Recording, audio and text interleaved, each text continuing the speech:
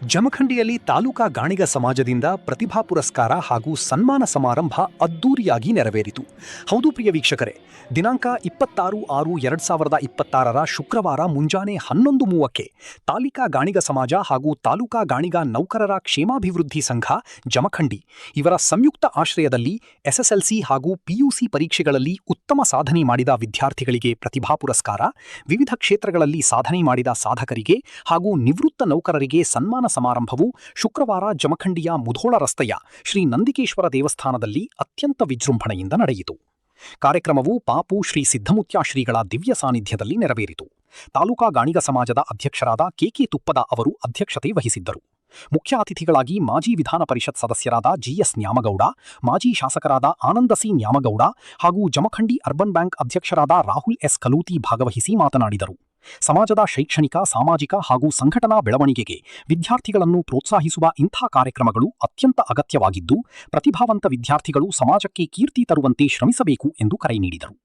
ಅತಿಥಿಗಳಾಗಿ ಜ್ಯೋತಿ co-op credit society ಅಧ್ಯಕ್ಷ ಮಲ್ಲಿಕಾರ್ಜುನ ಗ್ಯಾ ನಿಂಗನೂರ, ಜ್ಯೋತಿ ಕನ್ನಡ ಕಿರಿಯ ಪ್ರಾಥಮಿಕ ಶಾಲೆಯ ಅಧ್ಯಕ್ಷ ಸಿದ್ರಾಮಗು ಜಂಬಗಿ, ತಾಲೂಕಾ ಗಾಣಿಗ ನೌಕರರ ಕ್ಷೇಮಾಭಿವೃದ್ಧಿ ಸಂಘದ ಅಧ್ಯಕ್ಷ ಜಗದೇವ ಪಾಸೋಡಿ, ತಾಲೂಕಾ ಗಾಣಿಗ ಸಮಾಜ ಮಹಿಳಾ ಘಟಕದ ಅಧ್ಯಕ್ಷೆ ಶಾಂತಾ ಸಾ ನ್ಯಾಮಗೌಡ, ಉಪಾಧ್ಯಕ್ಷ ನಾಗಪ್ಪ ಬಾ ಮುತ್ತಕ್ಕನವರ ಹಾಗೂ ಮಹಿಳಾ ಯುವ ಘಟಕದ ಅಧ್ಯಕ್ಷೆ ರಾಜಶ್ರೀ ಇ ನ್ಯಾಮಗೌಡ ಉಪಸ್ಥಿತರಿದ್ದರು. ಈ ಸಂದರ್ಭದಲ್ಲಿ ಎಸ್ಎಸ್ಎಲ್ಸಿ ಹಾಗೂ ಪಿಯುಸಿಯಲ್ಲಿ ಉತ್ತಮ ಅಂಕ ಗಳಿಸಿದ ವಿದ್ಯಾರ್ಥಿಗಳಿಗೆ ಪ್ರತಿಭಾ ಪುರಸ್ಕಾರ ನೀಡಿ ಗೌರವಿಸಲಾಯಿತು.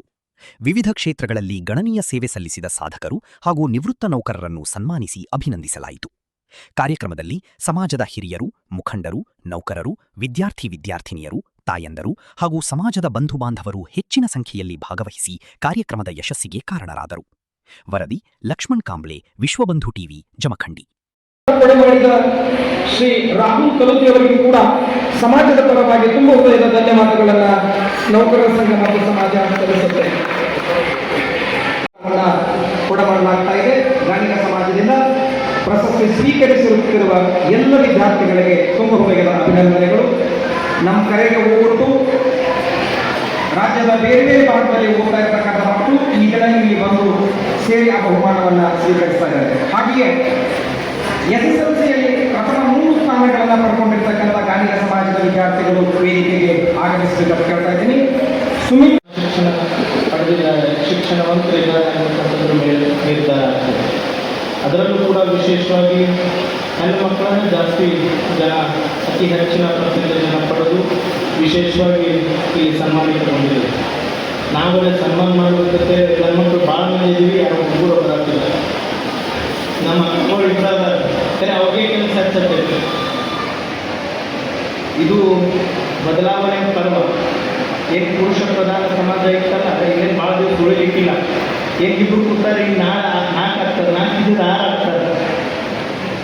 ಇವತ್ತಿನ ಈ ಸ್ಥಿತಿ ನೋಡಿದರೆ ಮುಂದೊಂದು ದಿನ ನೀವು ಕೂಡ ಈ ಸಮಾಜವನ್ನು ಆಳ್ತೀರಿ ಅಂತಕ್ಕಂಥ ಮಾತನ್ನು ಕೂಡ ಈ ಸಂದರ್ಭದಲ್ಲಿ ತಿಳಿಸಬೇಕಾಗ್ತದೆ.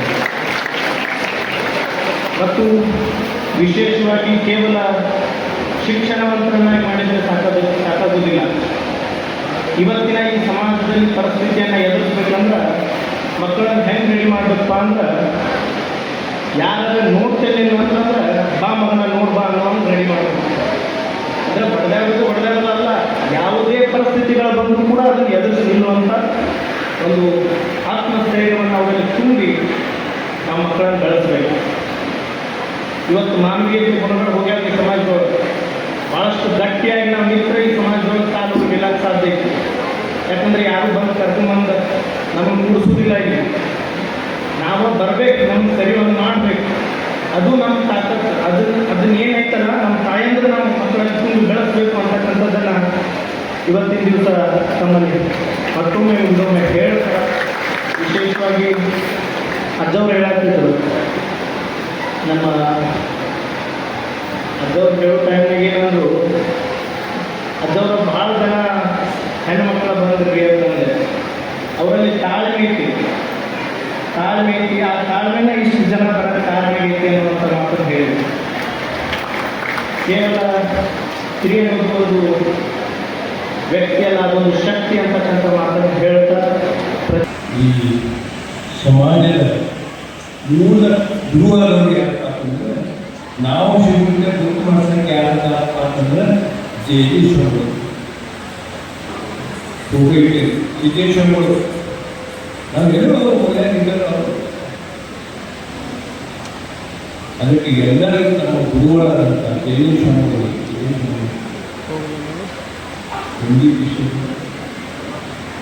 ನಮಗೆ ಕುಡಿತಂತ ಎಲ್ಲರಿಗೂ ಅನಂತರ ನೆನೆಸ್ತಾರೆ.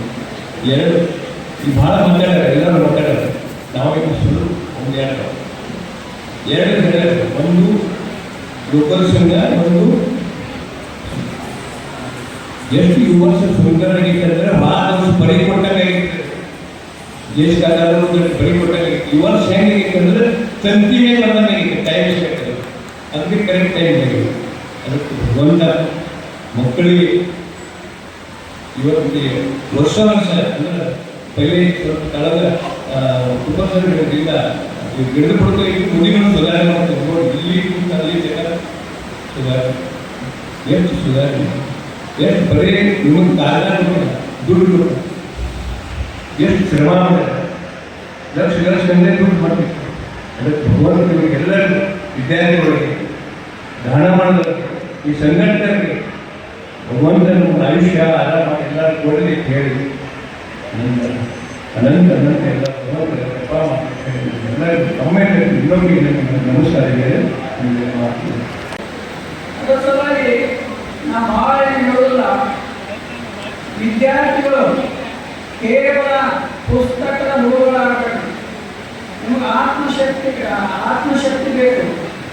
ನೀವು ಒಂದು ಪ್ರಜಾಕರವಾದ ಯಾವ ವಸ್ತು ಯಾವ ರೇಟಿಗೆ ಏನದ ಹೆಂಗೆ ಚಲೋದನ ಇಲ್ಲೋ ಅನ್ನೋದನ್ನೆಲ್ಲ ಪಡ್ಕೋಬೇಕು.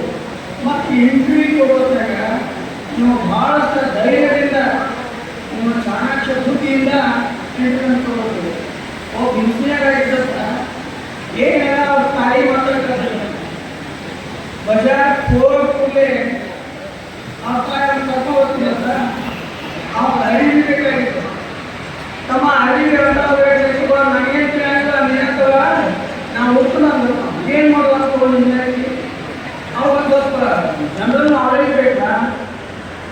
ಆದರೆ ನೀವೆಲ್ಲ ವಿದ್ಯಾರ್ಥಿಗಳು ಭಾಳ ಪ್ರತಿಭಾವಂತ ಇದ್ದೀರಿ. ಈಗ ಒಂದು ಮಾತನ್ನು ನಾವು ತಿಳ್ಕೊಬೇಕಾಗಿತ್ತು. ಏನಪ್ಪ ಅಂದ್ರೆ 80% ವಿದ್ಯಾರ್ಥಿನಿಯರ ಹೈಯೆಸ್ಟ್ ಸ್ಕೋರ್ ಮಾಡ್ತಾರೆ. ಇನ್ನು 20% ಯಾರೋ ವಿದ್ಯಾರ್ಥಿಗಳು. ಇನ್ನು ಮುಂದಿನ ನಿರ್ಮಾಣಗಳಲ್ಲಿ ಏನಾಗ್ತಪ್ಪ ನಮ್ಮ ಸಮಾಜದಲ್ಲಿ ಹೆಣ್ಣು ಮಕ್ಕಳನ್ನ ಎಲ್ಲರೂ ನೌಕರಿ ಮಾಡ್ತಾರೆ. ಅವ್ರು ನೌಕರಿ ಹೋದ್ಮೇಲೆ ಗಂಡು ಮಕ್ಕಳ ಕೆಲಸ ಏನು, ಮನ್ಯಾಗ ಅಡಿಗೆ ಮಾಡ್ಕೊಂಡು ಕೂತ್ಕೊಂಡಿದ್ದಾರೆ. ಅದರ ಸಲುವಾಗಿ ವಿದ್ಯಾರ್ಥಿಗಳಿಗೂ ನೀವು ಸರಿಯಾಗಿ ಅಭ್ಯಾಸ ಮಾಡಿ, ನೀವು ಈ ಕಾರ್ಯಕ್ರಮವನ್ನು ಇಷ್ಟೊಂದು ಸುಂದರವಾಗಿ, ಸರಳವಾಗಿ ಮತ್ತು ಬಹಳ ಶಿಸ್ತಿನಿಂದ ಆಯೋಜನೆ ಮಾಡಿರ್ತಕ್ಕಂಥ ನಮ್ಮ ತಾಲೂಕು ಗಾಣಿಗ ಸಮಾಜ ಮತ್ತು ಗಾಣಿಗ ನೌಕರ ಕ್ಷೇಮಾಭಿವೃದ್ಧಿ ಸಂಘ ಕಳೆದ 15 ವರ್ಷಗಳಿಂದ ಇದು 16ನೇ ವರ್ಷ ಯಶಸ್ವಿಯಾಗಿ ಬಹಳ ಶಿಸ್ತಿನಿಂದ ಈ ಕಾರ್ಯಕ್ರಮವನ್ನು ಆಯೋಜನೆ ಮಾಡ್ಕೊಂಡು ಬಂದಿದ್ದಾರೆ. ಅವ್ರಿಗೂ ಕೂಡ ನಾವು ತುಂಬ ಅಭಿನಂದನೆಗಳನ್ನು ಸಲ್ಲಿಸಲಿಕ್ಕೆ ಬಯಸುತ್ತೇವೆ. ಇವತ್ತು ನಮಗೆಲ್ಲರಿಗೂ ಕೂಡ ಬಹಳ ಖುಷಿ ವಿಚಾರ ಇದೆ. ಸಮಾಜದ ಸುಮಾರು 160ಕ್ಕಿಂತ ಹೆಚ್ಚು ವಿದ್ಯಾರ್ಥಿನಿಯರು SSLC ಮತ್ತು PUCಯಲ್ಲಿ 90ಕ್ಕಿಂತ ಹೆಚ್ಚು ಅಂಕಗಳನ್ನು ಪಡ್ಕೊಂಡು ಇವತ್ತು ತಮ್ಮ ಮನೆತನಕ್ಕೆ ಅಷ್ಟೇ ಅಲ್ಲ, ಇಡೀ ಸಮಾಜಕ್ಕೆ ಒಂದು ಹೆಮ್ಮೆ ಪಡುವಂಥ ಒಂದು ಸಾಧನೆ ನೀವು ಮಾಡಿದ್ದೀರಿ ಅನ್ನುವಂಥ ಮಾತನ್ನು ಈ ಸಂದರ್ಭದಲ್ಲಿ ನಾನು ಹೇಳಲಿಕ್ಕೆ ಬಯಸ್ತೇನೆ.